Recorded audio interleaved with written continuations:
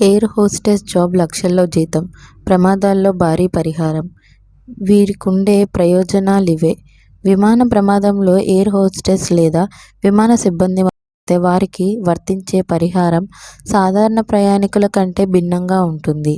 ఇది ప్రధానంగా కొన్ని అంతర్జాతీయ నిబంధనలు, దేశీయ కార్మిక చట్టాలు, ఉద్యోగ ఒప్పందాలు, విమానయాన సంస్థల బీమా పాలసీలపై ఆధారపడి ఉంటుంది. Basic to high salary.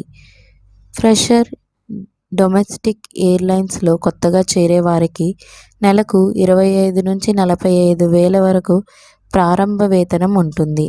Air India, విస్తరా వంటి ప్రీమియం ఎయిర్లైన్స్లో ఇది 40,000 నుండి 60,000 వరకు ఉండవచ్చు.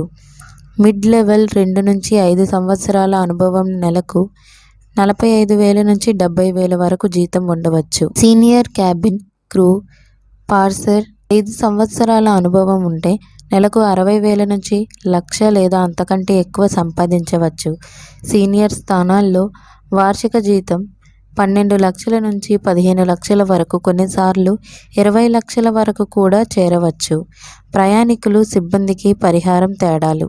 విమాన ప్రమాదాల్లో ప్రయాణికుల లేదా గాయాలకు సంబంధించిన పరిహారాన్ని సాధారణంగా 1999 మాంట్రియల్ కన్వెన్షన్ నియంత్రిస్తుంది.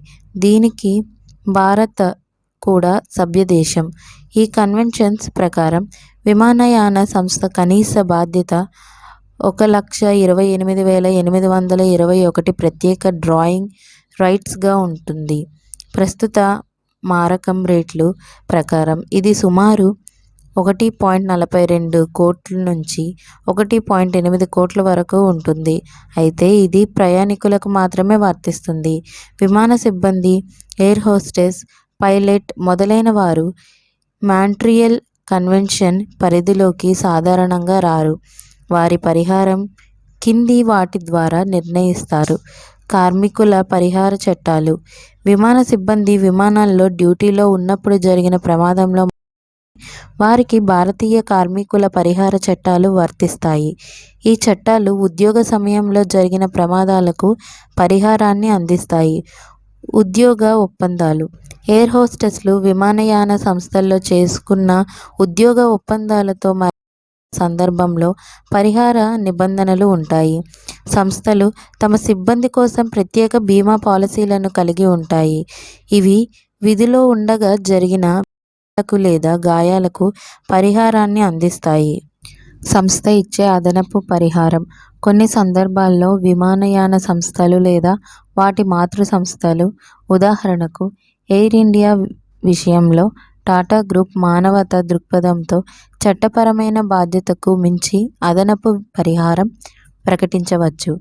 ఇటీవల జరిగిన అహ్మదాబాద్ విమాన ప్రమాదంలో టాటా గ్రూప్ మరణించిన ప్రతి ఒక్కరి కుటుంబానికి 1 కోటి పరిహారం ప్రకటించింది. ఇందులో సిబ్బంది కూడా ఉండే అవకాశం ఉంది.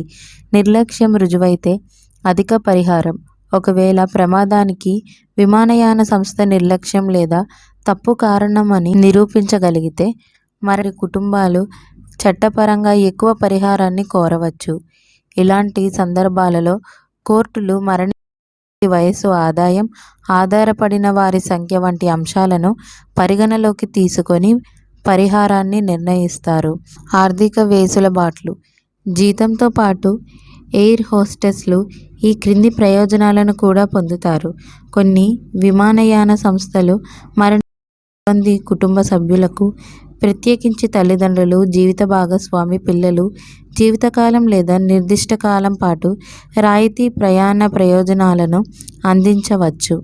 ఇది వారికి ప్రయాణ ఖర్చుల భారాన్ని తగ్గిస్తుంది. లేఓవర్లలో విమానయాన సంస్థలే వసతిని ఏర్పాటు చేస్తాయి.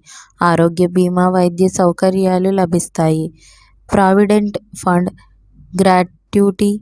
కొన్ని సంస్థల్లో పెన్షన్ సౌకర్యం. కొన్నిసార్లు సుదీర్ఘ విరామాలు ఉంటాయి. ఇవి వ్యక్తిగత ప్రయాణాలకు, విశ్రాంతికి ఉపయోగపడతాయి. అనుభవంతో తాము వెళ్లాలనుకునే రూట్లను ఎంచుకునే అవకాశం లభించవచ్చు.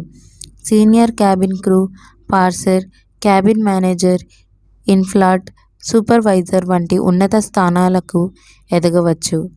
గ్రౌండ్ స్టాఫ్ లేదా శిక్షకులుగా కూడా మారవచ్చు. ఇది ఈ వృత్తిలో ప్రధాన ఆకర్షణ. వివిధ సంస్కృతులను, ప్రదేశాలను సందర్శించే అవకాశం లభిస్తుంది. మీకు మా వీడియోస్ కనుక నచ్చినట్లయితే ఇలాంటి మరెన్నో విషయాలు తెలుసుకోవాలనుకుంటే డూ సబ్స్క్రైబ్ టు సమాజం ముచ్చట్లు.